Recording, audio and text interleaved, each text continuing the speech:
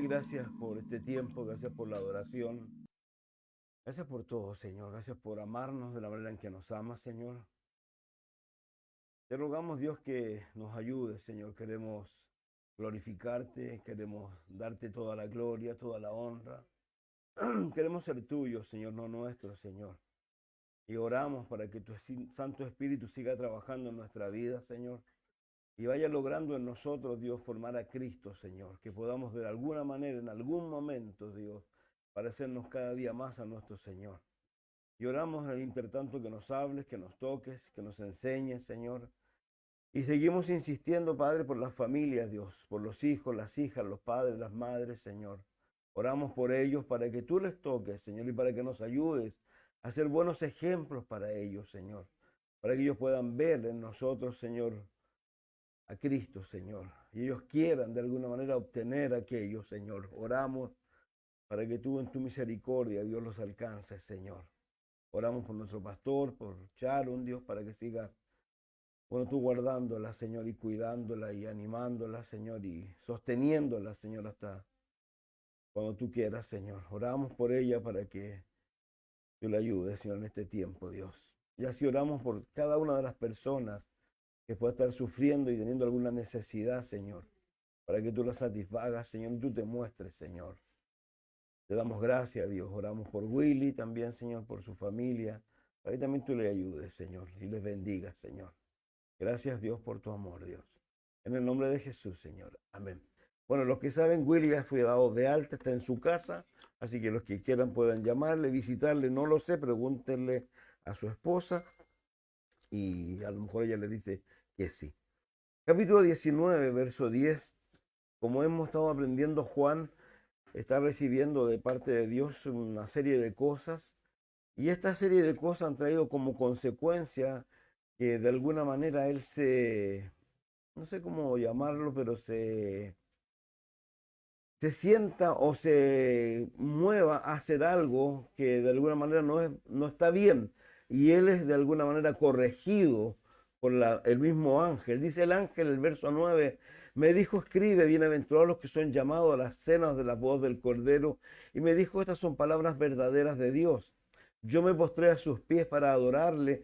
Y él me dijo, mira, no lo hagas, yo soy consiervo tuyo y de tus hermanos que retienen el testimonio de Jesús. Adora a Dios. Algo interesante, si uno se para aquí un poco, hay bastantes cosas que aprender de esto. Primero, lo que está pasando con Juan, vuelvo a reiterarle, él se emocionó. La emoción a veces no es buena, la emoción a veces es mala y nos hace hacer cosas que no corresponden. Por eso la misma escritura habla, cuando habla con respecto a la adoración, el Señor le dijo a la mujer samaritana en Juan capítulo 4, cuando ella le preguntó cómo había que hacerlo, y le dijo que había que adorarlo en espíritu y en verdad. Y en 1 Corintios 14 dice que hay que adorarlo también con el entendimiento. Aquí no hay solo emoción mezclada en esto, en realidad hay que tener mucho cuidado con eso porque la emoción en sí es muy mala si no se ve bien. Aquí lo que aprendemos primero que nada es que Juan tiene que ser puesto en su lugar por el ángel. Ahora, ¿por qué? Reiteramos, en el contexto, Juan está describiéndonos algo que le ocurrió a él hace bastante tiempo ya, 2000 años. Es el año 95 después de Cristo.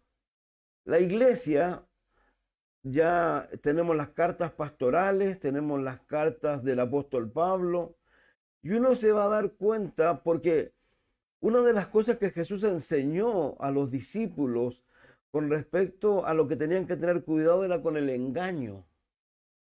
Lo que más le dice Mateo 24, nadie os engañe. Ahora, los engaños van de diversas formas y diversas maneras.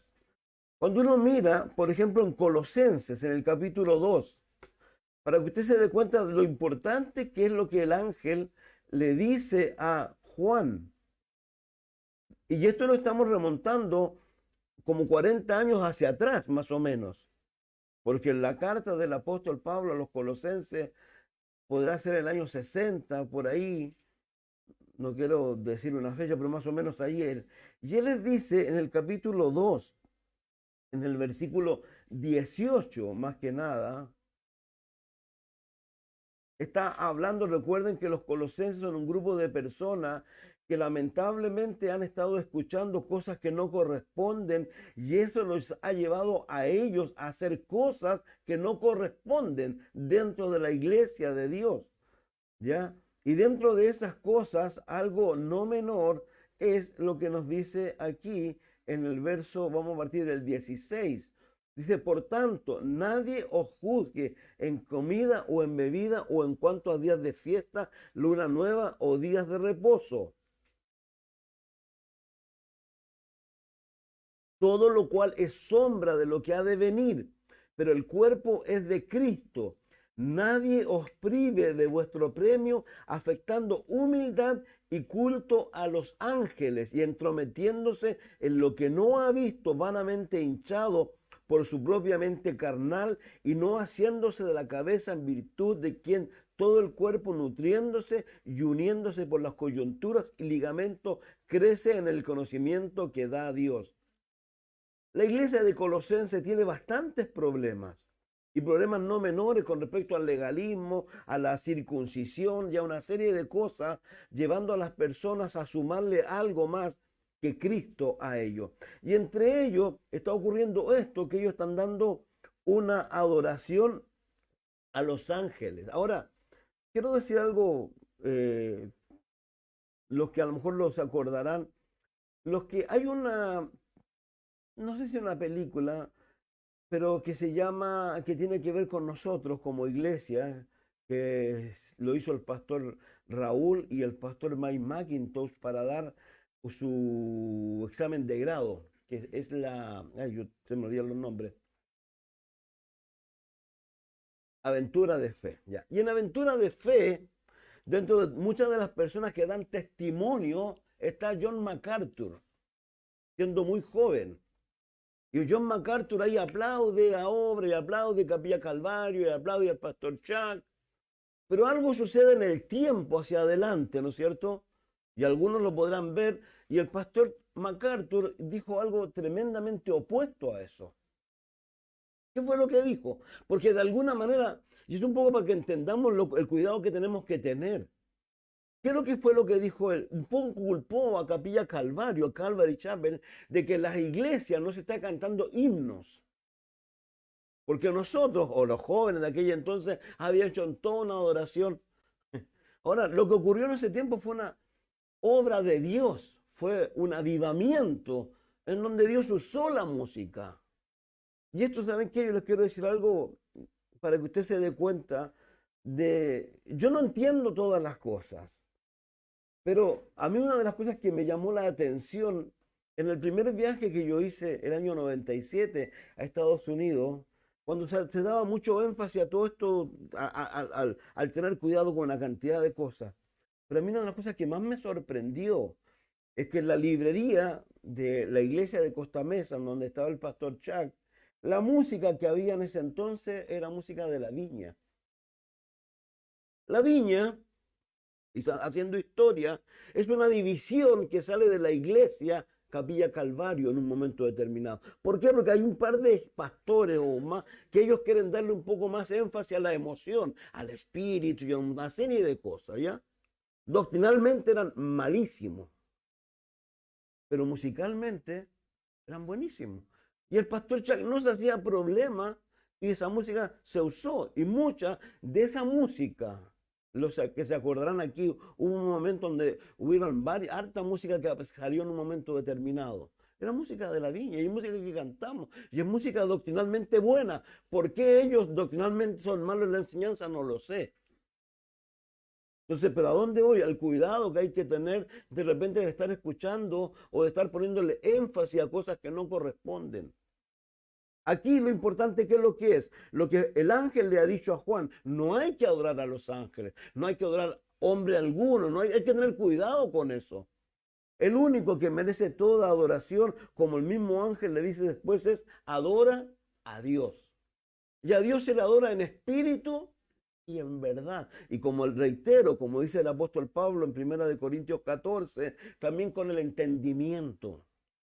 Yo a veces difiero un poco, a veces me enojo cuando a veces, por ejemplo, le voy a poner un ejemplo, a lo mejor quizás no está bien lo que voy a decir, pero que en algún momento, por ejemplo, estemos cantando una alabanza que, no sé, y después hay una alabanza que pareciera que dice lo contrario, no sé si me entienden lo que le estoy diciendo. Eso de repente no está tan racional, no está bien hecho. No sé, es como decir voy allá y después voy para allá. Uno tiene que tener cuidado con eso. Pero ¿qué es lo importante? Adorar a Dios como Dios corresponde. Ahora, ¿por qué esto es tan importante? Reitero, porque esto le pasó a Pedro, le pasó a Pablo también, con respecto a qué? A la inversa. No es que Juan, en este caso fue Juan el que hizo adorar al ángel. No fuera que Pablo o Pedro fueran a adorar, sino que al contrario, como ellos estaban haciendo cosas tremendamente geniales, por llamarlo así, la gente lo quiso adorar a ellos. Miren, veámoslo para que veamos. Hechos capítulo 14, por favor.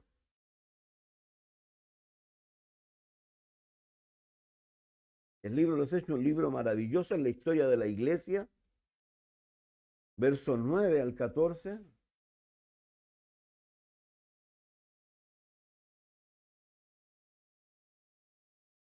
Dice, porque aquí está la historia, y cierto hombre de Listra estaba sentado, imposibilitado de los pies, cojo de nacimiento, que jamás había andado. Este oyó hablar a Pablo, el cual fijando en él sus ojos y viendo que tenía fe para ser sanado, dijo a gran voz, levántate derecho sobre tus pies. Y él saltó y anduvo. Entonces la gente, visto lo que Pablo había hecho, alzó la voz diciendo en lengua licaónica, dioses bajo la semejanza de hombre han descendido a nosotros, y a Bernabé llamaban Júpiter y a Pablo Mercurio, porque este era el que llevaba la palabra. Y el sacerdote de Júpiter, cuyo templo estaba frente a la ciudad, trajo toros, guirnaldas delante de las puertas, y juntamente con la muchedumbre quería ofrecer sacrificio. Cuando lo oyeron los apóstoles, Bernabé y Pablo rasgaron sus ropas y se lanzaron entre la multitud dando voces diciendo, varones, ¿por qué hacéis esto? Nosotros también somos hombres semejantes a vosotros, que os anunciamos que de estas vanidades os convirtáis al Dios vivo, que hizo el cielo, la tierra y el mar y todo lo que en ellos hay. Y en las edades pasadas él ha dejado a toda la gente andar en sus propios caminos, si bien no se dejó a sí mismo sin testimonio, haciendo bien, dándonos lluvias del cielo y tiempo fructífero, llenando ostento y de alegría nuestros corazones, y diciendo estas cosas difícilmente lograron impedir que la multitud les ofreciese sacrificio. Reitero, ¿qué fue lo que llevó a esto? La emoción, el no pensar, el no considerar. A lo mejor ellos, tal como dice la escritura aquí, ellos no conocen. Ahora, obviamente, por eso el apóstol o los apóstoles les van a enseñar a ellos. Por eso nosotros tenemos que entender algo. Tú y yo tenemos la palabra de Dios. Yo reitero lo que siempre he dicho cuando la Biblia dice que los de Berea eran más nobles que los de Tesalónica. Porque los de Berea, ¿qué es lo que hacían? Escudriñaban cada día la escritura para ver si las cosas eran así. Esa es la obligación de ustedes. Ustedes tienen una obligación y es escudriñar las escrituras. Esto es, ¿sabe qué? Es como lo que se ha dicho. Cuando alguno de nosotros, por alguna razón, ha ido a otro lugar o a otra iglesia donde no se enseña la buena palabra de Dios, tú estás sentado y sin que tú te lo propongas, de repente las cosas no te empiezan a funcionar en tu cabeza, en tu corazón, pero es por lo que tú tienes adentro. Esto es como lo que se ha dicho, que tú nunca irías o llevarías un billete falso a un banco.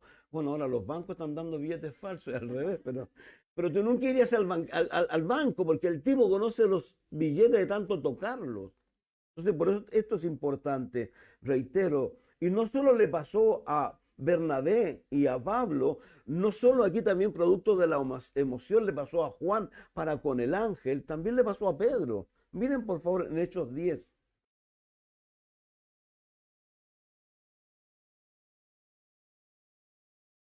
versos 25 y 26.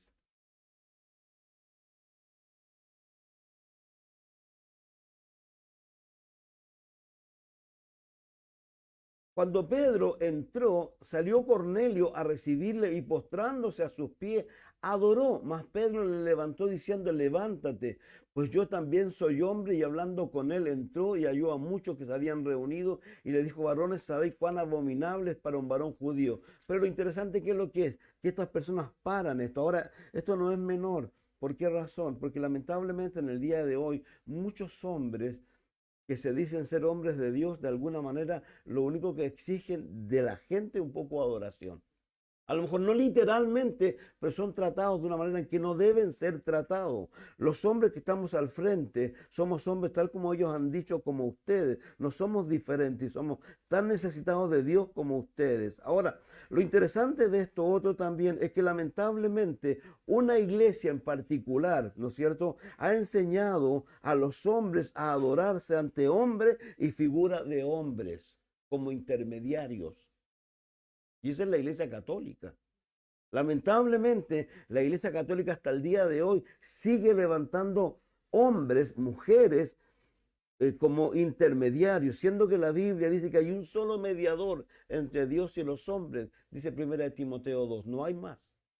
Entonces, por eso es tan importante esto. Ahora, lo otro que es importante aquí, primero es tener claro que el único que necesita, o no es que necesite, pero que quiere, y no porque la necesite, sino porque le encanta que tú y yo le adoremos, ¿no es cierto? Porque de alguna manera la adoración es una manifestación o una forma en que expresamos nosotros también nuestra dependencia de Él. Cuando tú le adoras, ¿sabe qué? Yo no sé si a usted le pasa, pero a mí me encanta, mucha de nuestra alabanza es bíblica. Muchas de nuestras alabanzas son textos bíblicos y a mí me encanta eso. ¿Por qué? Porque Dios merece toda gloria y toda honra. Ahora, ¿qué es lo importante de esto? Alguna vez se ha dicho, el pastor Chuck lo enseña dentro de lo que son la filosofía o lo que es como iglesia. Y la adoración, lamentablemente, yo quiero, a ver, yo sé que hay muchas situaciones por las cuales a veces uno puede llegar tarde a la iglesia, ¿ya? Eso, Dios sabe esas cosas. Pero ¿qué es lo importante de esto? Que entendamos que el primer tiempo que tenemos, lo vamos a llamar de esa manera, es el tiempo en donde tú te preparas para esto. En donde tú permites que tu corazón se ponga de alguna manera sensible para que Dios te pueda enseñar. Yo reitero, creo que lo que más hay que entender, yo a lo mejor he sido majadero con todo esto y a lo mejor soy demasiado simplista. Yo creo lo que la Biblia dice, por ejemplo, con respecto a qué, a que Dios quiere que disfrutemos. Yo soy un convencido de eso. Que la gente vaya de vacaciones, que la gente pueda disfrutar. Dios, Pablo se lo dice a Timoteo, ¿ya? Pero también Dios quiere que estemos tremendamente claros que nosotros el día menos pensado, por una u otra razón, partimos y partimos ¿dónde? A estar con el Señor. Y eso es algo que tú y yo lo tenemos que tener tremendamente claro. Entonces, ¿qué es lo interesante? Que de alguna manera nosotros a veces, cuando las personas no entienden que tú necesitas adorar a Dios, yo no sé si les pasa a ustedes. Yo les decía, recién estaba, me encantan los himnos, a mí me encantan los himnos. Alguna vez pensé en poner himnos en la iglesia, de verdad. Yo canto himnos. Margarita cantamos himnos, nosotros yo ando cantando himnos. Andaba cantando uno ahí recién y le decía a alguno, le citaba a Colosenses, nos dice que, o Efesios, que dice hablando con Salmo, ya no vamos a hablar más, vamos a cantar. No, es un chiste mío. Pero lo importante, ¿qué es lo que es? ¿Por qué?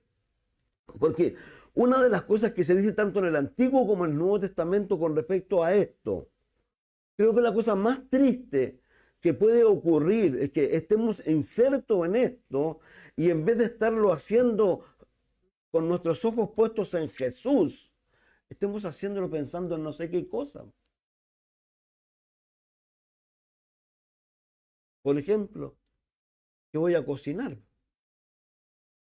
O cualquier cosa que tú... Porque realmente este es un tiempo en donde nosotros debemos separarnos para adorar a Dios, pero para adorarlo en espíritu y en verdad y dejar que el Espíritu Santo se mueva en nosotros. Entonces, en el Antiguo Testamento, en el libro de Isaías, miren por favor, para que usted vea que no es algo solamente del tiempo presente, sino también del tiempo antiguo. Porque lamentablemente a veces la gente, vuelvo a reiterar, Isaías 29:13.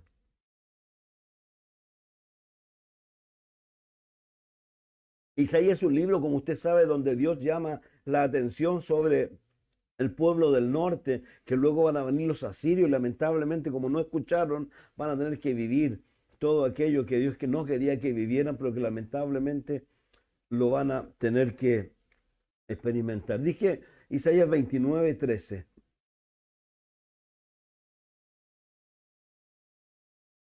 Dice pues el Señor, porque este pueblo se acerca a mí, con su boca y con sus labios me honran, pero su corazón está lejos de mí y su temor de mí no es más que un mandamiento de hombre que le ha sido enseñado.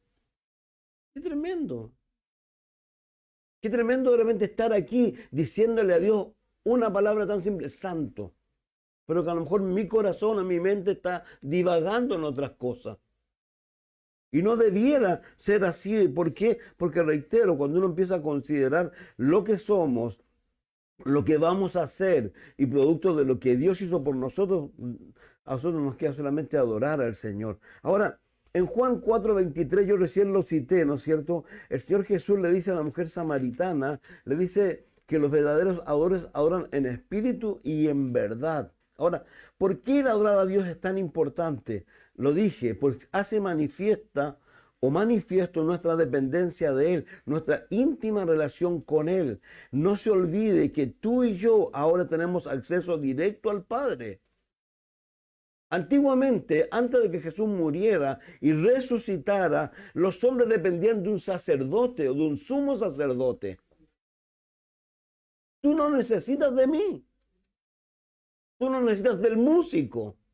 Yo reitero, yo puedo andar adorando a Dios, no tengo por qué estar en la iglesia. Ahora, la iglesia obviamente Dios la hizo para que tuviéramos comunión, pero dice el libro de los Hebreos que tú y yo podemos acercarnos confiadamente delante del Señor y que tenemos un acceso directo ante Él. Ahora, yo le quiero dar una razón muy simple. En el Salmo 95, por favor, verso 1 al 7. El salmista es un hombre experimentado en esto. Y como usted sabe, el salmista es un hombre que vivió cosas no menores y lo llevaron a él a ser un hombre muy especial para con Dios. Hizo todos estos salmos. Dice el verso 1, venid, aclamemos alegremente a Jehová, cantemos con júbilo a la roca de nuestra salvación. Lleguemos ante su presencia con alabanza, aclamémosle con cántico, porque Jehová es Dios grande, Rey grande, sobre todos los dioses, porque en su mano están las profundidades de la tierra y las alturas de los montes son suyas. Suyo también el mar, porque él lo hizo. Sus manos formaron la tierra seca. Venid, adorémonos y postrémonos, arrodillémonos delante de Jehová, nuestro Hacedor, porque Él es nuestro Dios, nosotros el pueblo de su prado, ovejas de su mano. Si oyereis hoy su voz, no endurezcáis vuestros corazones como en Meriba, como en el día de Masada, en el desierto, donde me tentaron vuestros padres, me probaron, vieron mis obras 40 años. Estuve disgustado con la nación y dije, pueblo es que divaga de corazón y no han conocido mis caminos, por tanto juré en mi ira que no entrarían en mi reposo.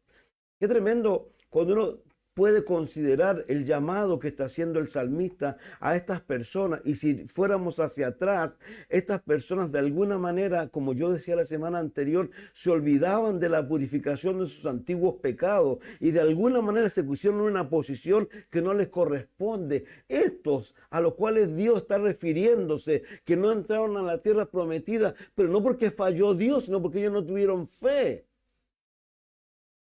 Y se habían olvidado de todo lo que Dios había hecho con ellos. ¿Dónde? Si ellos son los que clamaban en Egipto, ellos en Egipto decían a Dios interviene, y Dios interviene, pero se los olvidaba con una facilidad enorme.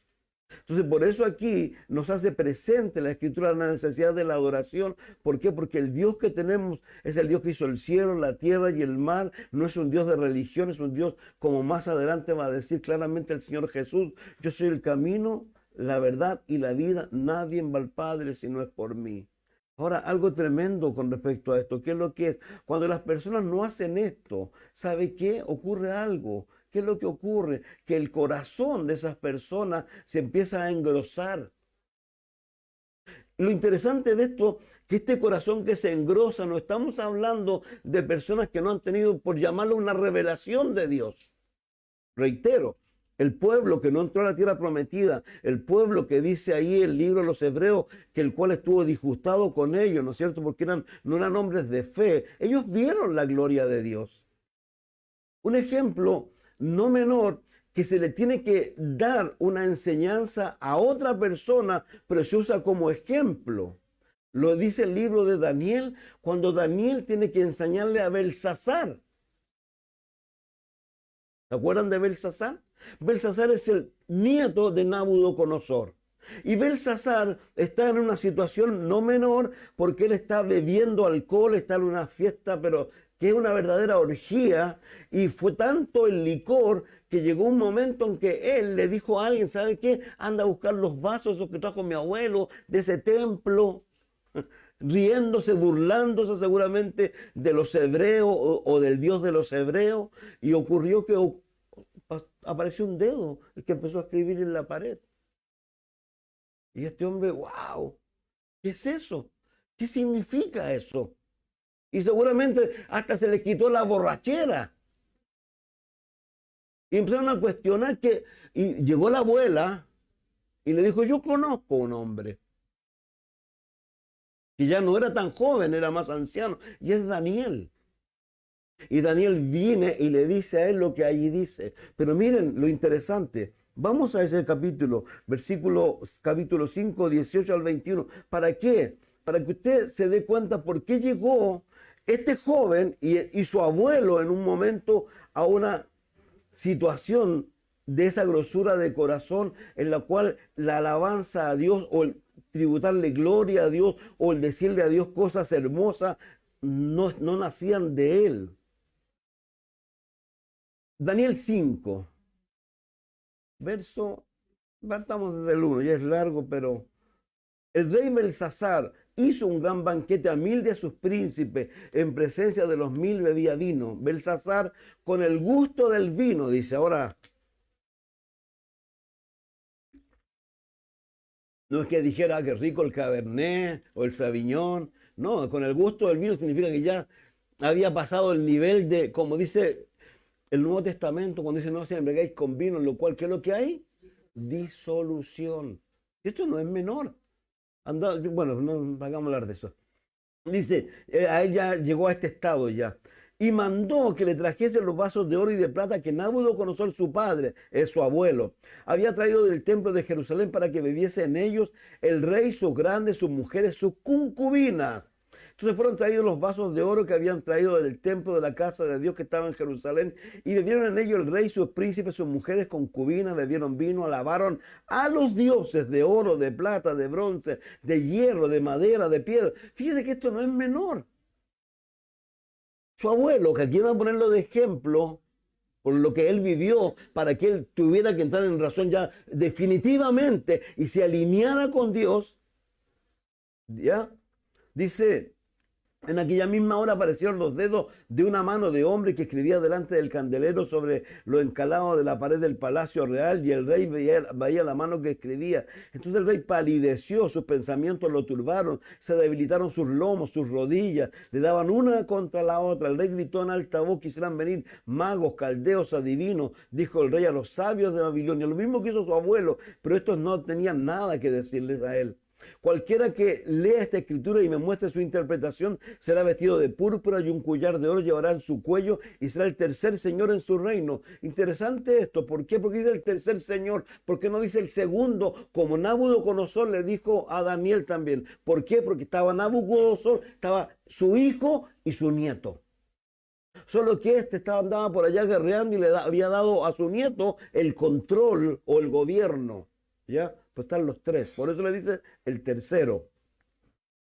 Dice, y será el tercer señor en el reino. Entonces fueron introducidos todos los sabios del rey, pero no pudieron leer la escritura ni mostrar al rey su interpretación. Entonces el rey Belsasar se turbó sobremanera, palideció, sus príncipes estaban perplejos. La reina, por las palabras del rey y de sus príncipes, entró en la sala del banquete y dijo: Rey, vive para siempre, no te turben tus pensamientos, ni palidezca tu rostro. En tu reino hay un hombre, el cual mora el espíritu de los 10 santos, y en los días de tu padre se halló en él luz e inteligencia, sabiduría, como sabiduría de los dioses, al que el rey Nabucodonosor, tu padre, o rey, constituyó jefe sobre los magos, astrólogos, caldeos y adivinos, por cuanto fue hallado en él mayor espíritu y ciencia y entendimiento para interpretar sueños y descifrar enigmas, resolver dudas. Este es Daniel, el cual el rey puso su nombre Belsasar. Y ahí vamos, avancemos un poco más hasta el 18, por favor.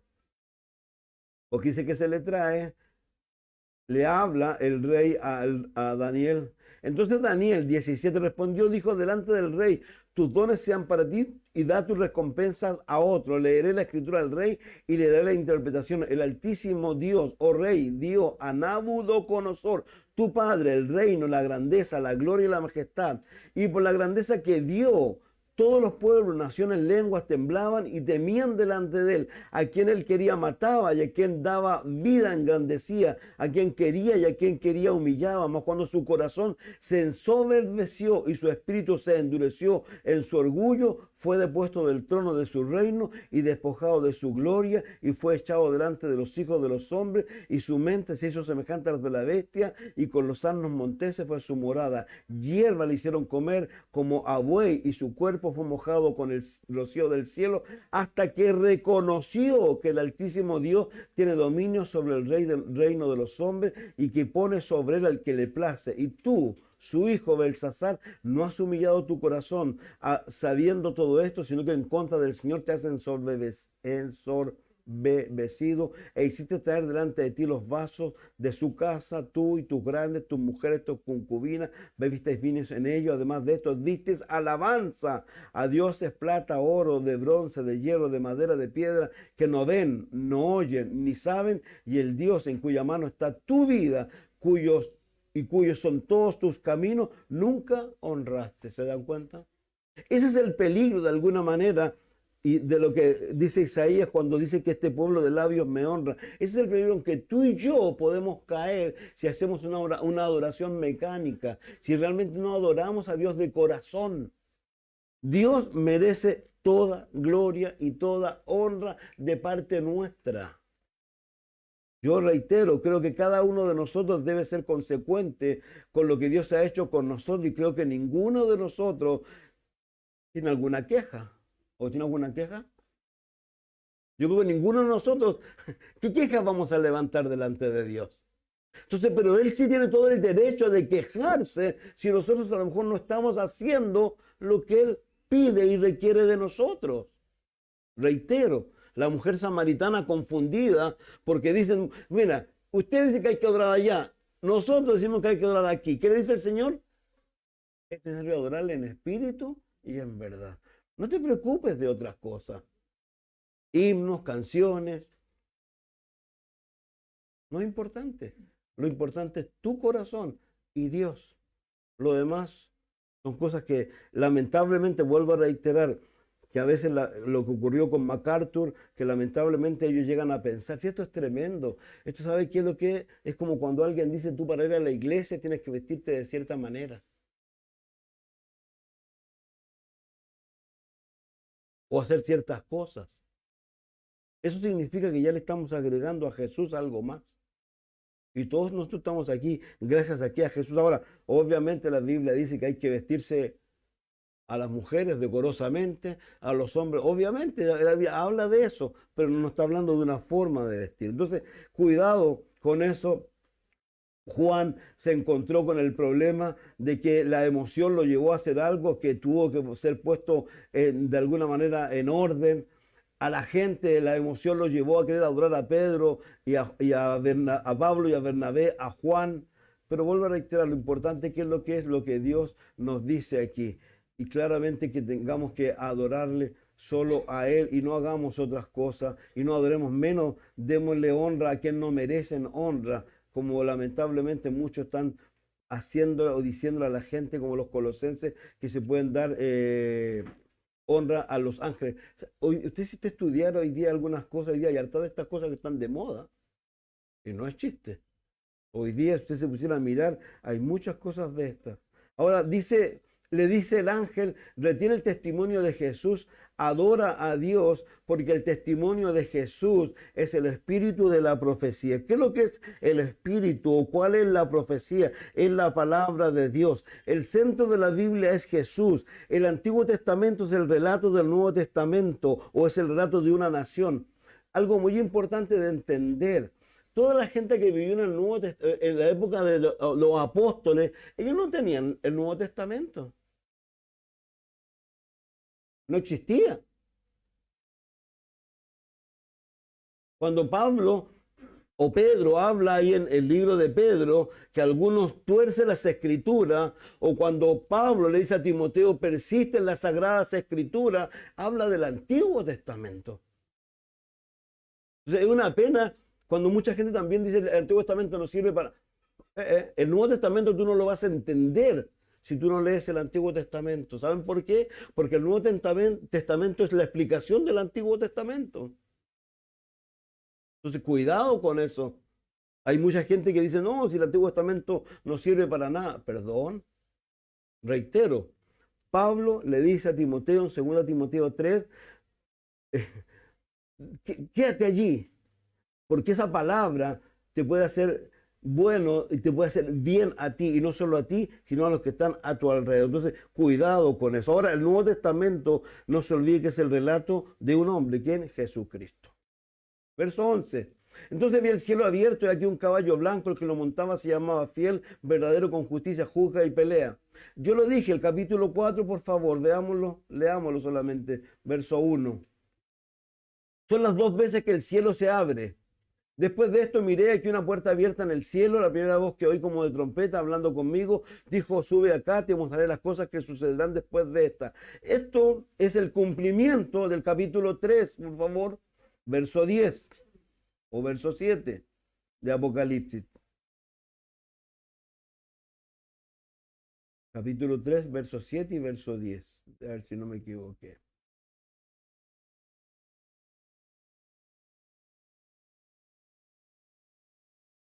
Verso 10. Y el 7, a ver. El 7, el 8 es. Yo conozco tus obras, he aquí he puesto delante de ti una puerta abierta, la cual nadie puede cerrar. Porque aunque tienes poca fuerza, has guardado mi palabra y no has negado mi nombre.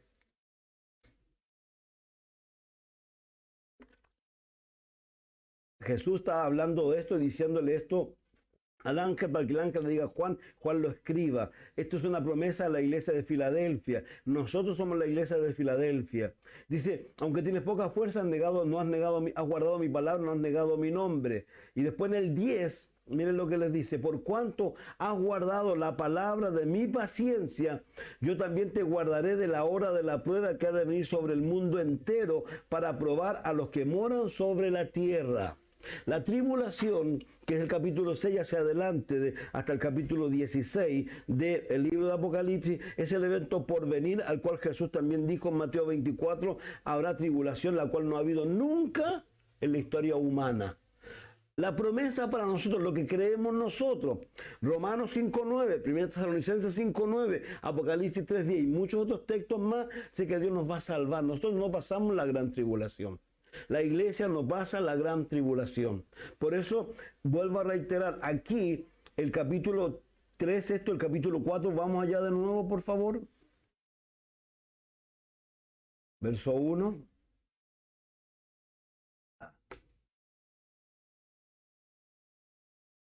Después de esto miré una puerta abierta en el cielo. La que estamos leyendo en el Apocalipsis 19 es la misma puerta abierta, pero ¿para qué? Para salir. Aquí es para entrar.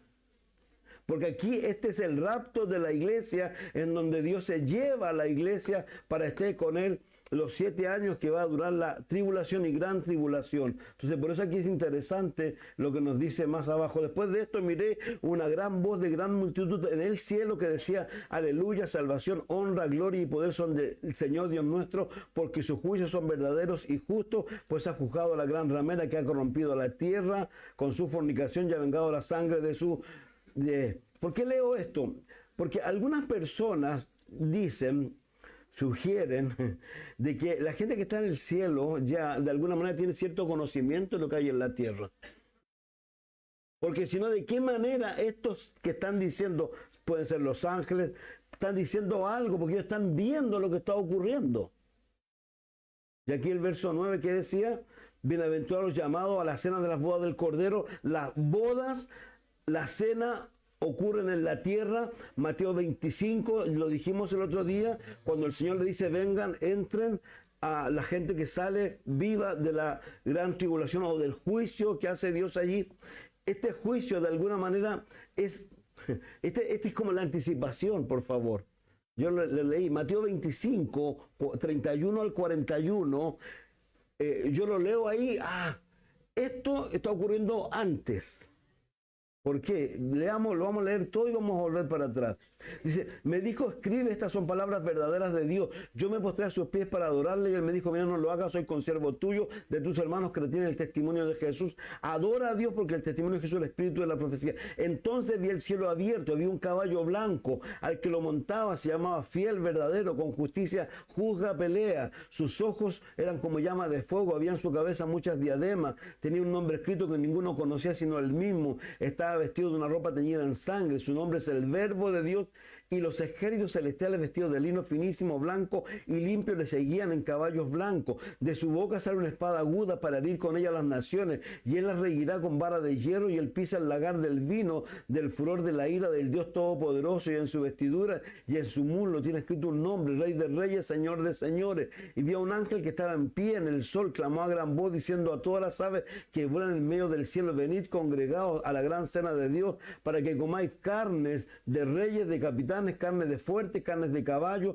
de sus jinetes, carne de todo libre y esclavos, pequeños, grandes. Vi a la bestia, a los reyes de la tierra, sus ejércitos reunidos para guerrear contra el que montaba el caballo, contra su ejército. La bestia fue apresada, con ella el falso profeta que había hecho delante de ella las señales con las que había engañado a los que recibieron la marca de la bestia y habían adorado su imagen. Estos dos fueron lanzados vivos dentro de un lago de fuego que arde con azufre, y los demás fueron lanzados muertos con la espada que salía de la boca del que montaba el caballo, y todas las aves se saciaron de la carne de ellos.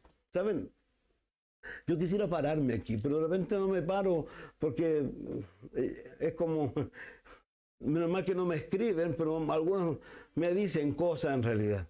Pero aquí, si uno mira, primero que nada, que hay un montón de cosas que no son menores. Primero, aquí hay una descripción de un jinete en un caballo blanco. Hay otro jinete blanco aquí. ¿Se acuerdan dónde está o no? En el capítulo 6. Que muchos dicen que ese es Cristo. Pero no es Cristo. ¿Por qué no es Cristo? ¿Y por qué este es Cristo? Porque aquí se da la definición, se habla de él, se da nombre. En el capítulo 6, lo que hacemos mención, que aparece este jinete, ¿no es cierto?, con una... arco, sin flecha, con corona, pero que luego de que él aparece en la escena mundial, en el capítulo 2 dice que se abren los sellos. ¿Y los sellos qué es lo que traen? Guerra, hambre, son lo malo. Cuando Jesús venga a la tierra, ¿qué va a traer? Cosas buenas. Solo cosas buenas. Entonces, esa es la gran diferencia que hay que hacer. Por eso reitero, aquí no solo esto, aquí está la batalla de Armagedón. Muchos hablan de la batalla de Armagedón. La batalla de Armagedón es clara, tiene un montón de textos en las Escrituras. Porque eso es lo que va a ocurrir aquí. Si usted se va al final, por favor, miren. El verso 17. Y vio un ángel que estaba en pie en el sol, clamó a gran voz diciendo a todas las aves que vuelan en el medio del cielo: venid congregados a la gran cena de Dios. Se dice que esta va a ser una batalla de tal magnitud. Ahí es un valle, ese valle existe, de tal magnitud que la sangre, dice, va a llegar casi a al freno de los caballos. que la cantidad de muertos que van a haber allí va a ser exorbitante.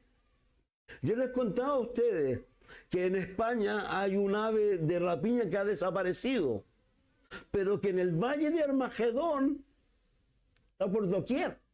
Porque esto va a ser literal. Las aves de carroña van a venir a hacer pedazos y a comerse todos y cada uno de esos cuerpos. Ahora algo interesante, por eso la historia a mí me da pena cuando siento que me apuran, cuando siento críticas, de repente digo, aquí hay demasiada enseñanza. Te pregunto algo, a ver si lo saben.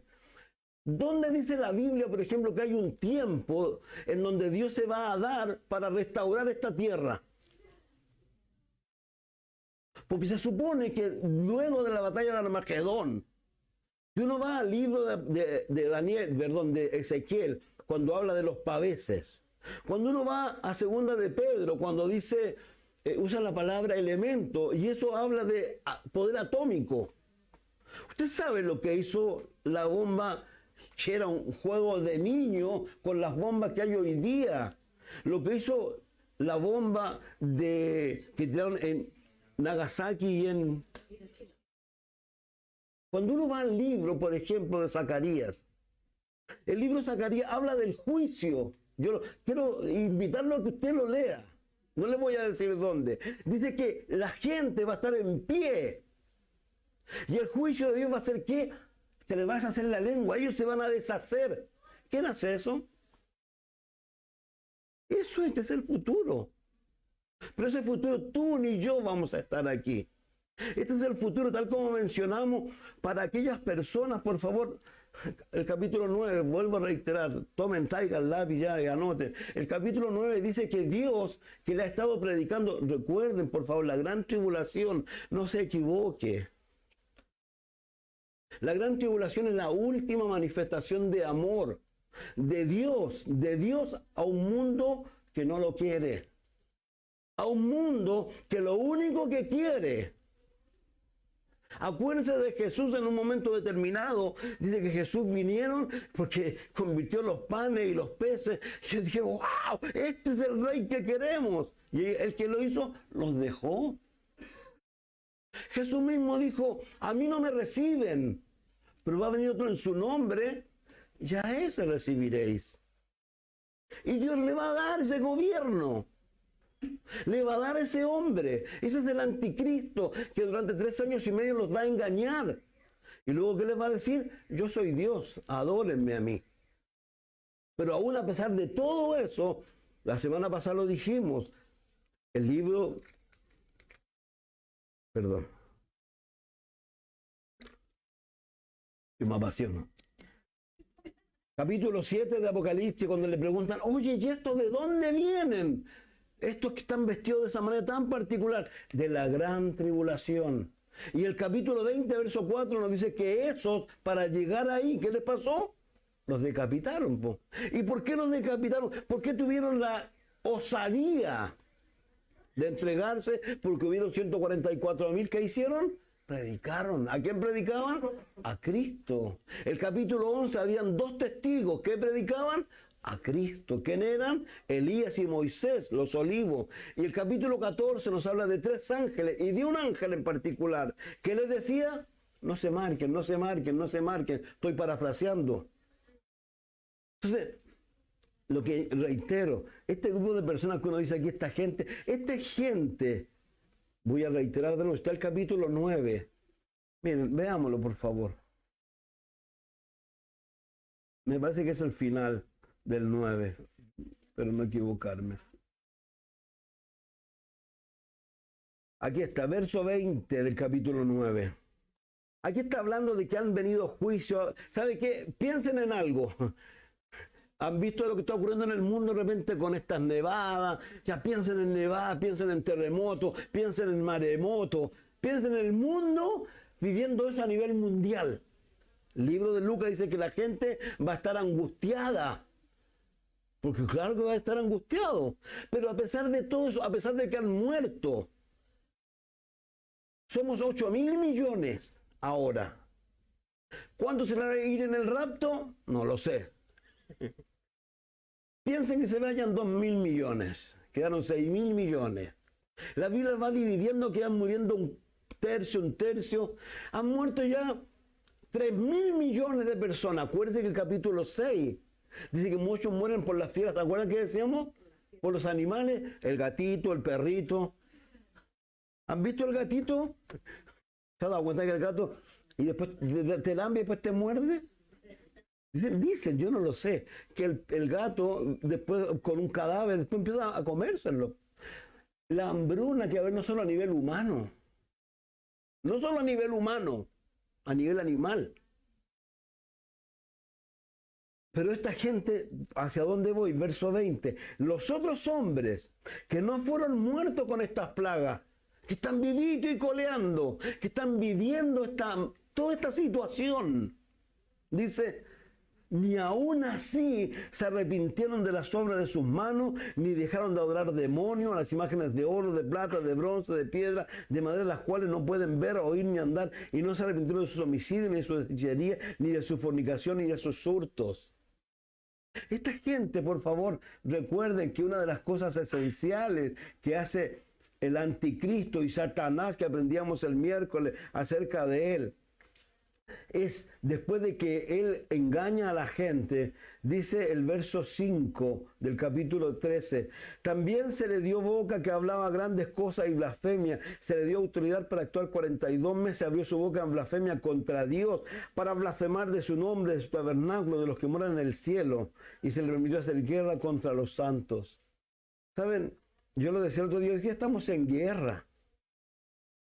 Hay una guerra en nuestro Senado, en nuestra Cámara de Diputados, en nuestra presidencia, y no solo la nuestra, en el mundo en general.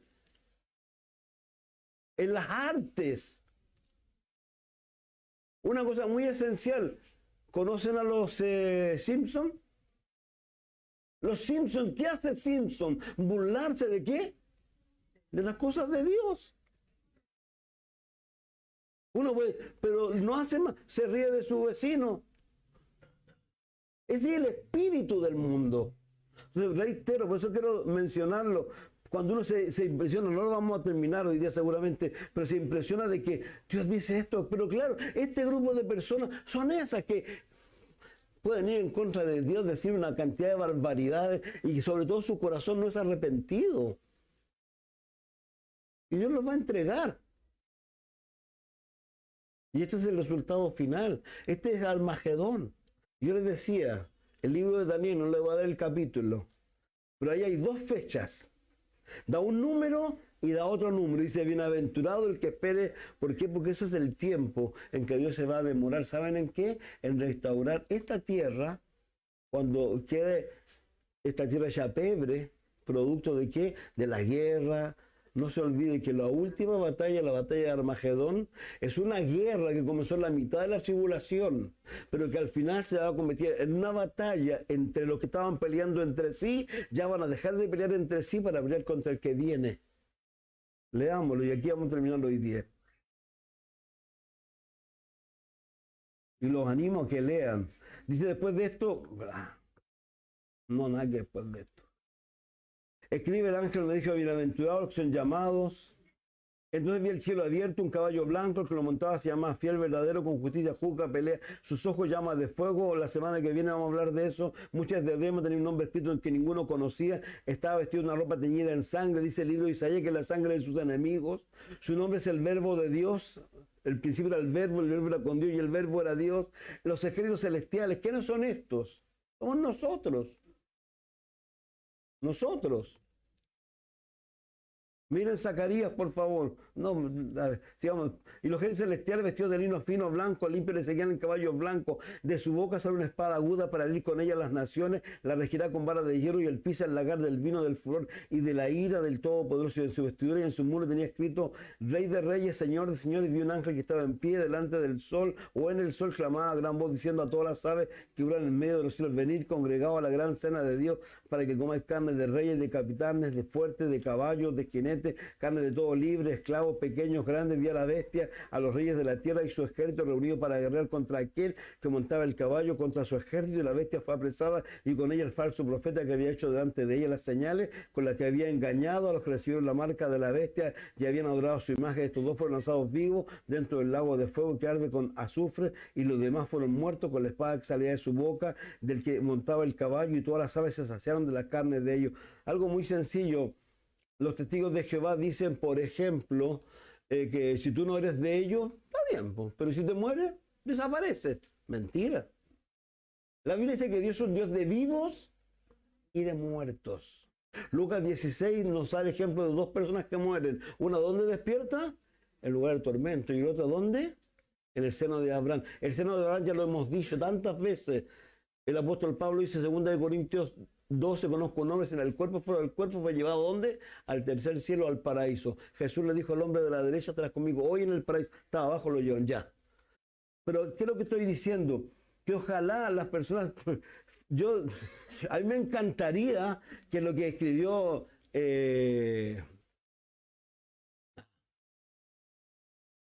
John Lennon fuera real. Imagina. Que no existe el cielo ni el infierno. Ojalá que todo se acabe, pero no es así. Piensen que estos individuos, aquí quién es, vamos a volver para atrás después, pero aquí estamos hablando del anticristo y del falso profeta. Los dos son seres humanos. ¿Dónde fueron lanzados? Vivos, dentro de un lago de fuego que arde con azufre. Los otros muertos, dice, fueron muertos con la espada. ¿Dónde fueron a dar esos otros muertos? Al lugar de tormento. ¿Por qué? Capítulo 20, ahora sí que termino. Verso